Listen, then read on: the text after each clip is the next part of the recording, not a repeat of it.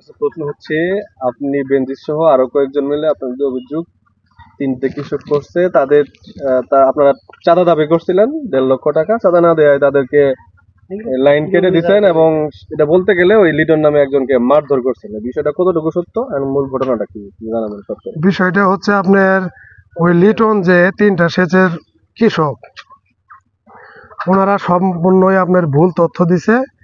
আমরা আপনার ওনারা বেশ কিছুদিন আগে 5 নং চর থেকে লাইনটা চালাইতো, চালানোর পরে 3 বছর পরে 3 বছর ধরে আমগর এলাকায় লাইনটা চালায়। এটা আমরা দেখি না, কিন্তু আমগর এলাকায় মোটর পর্যাপ্ত পরিমাণ হওয়াতে ওই লাইনটা পাচ্ছে না। এই কারণে বললাম যে ওনারা 5 নং চর থেকে আগে লাইনটা চালাইছে, ওনারা ওখান থেকেই চালাক, কিন্তু আমাদের তো ট্রান্সমিটারের ভোল্টেজ পাচ্ছে না, মাঝে মধ্যে ফেস কাটা যায়। এই কারণে আমাদের সমাজের পক্ষ থেকে অনেক লোক 400-500 লোক নিয়ে তারাবি নামাজের পরে যে আমরা লাইনটা কেটে দিছি। তারপরে তাদের কাছে টাকা চাইছিলেন? তাদের কাছে টাকা চাই না, এটা ভুল তথ্য।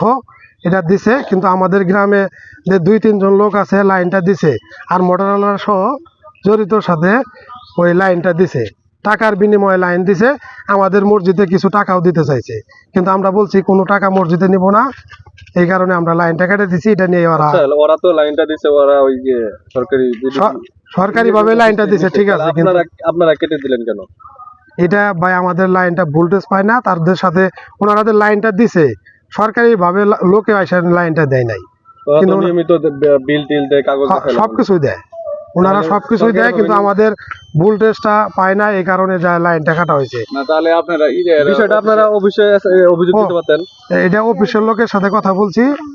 অফিসের লোক কি আপনাদের কাটতে বলছে?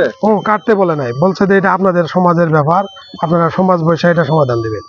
ওকে, আপনার নাম? বেনজির আহমেদ।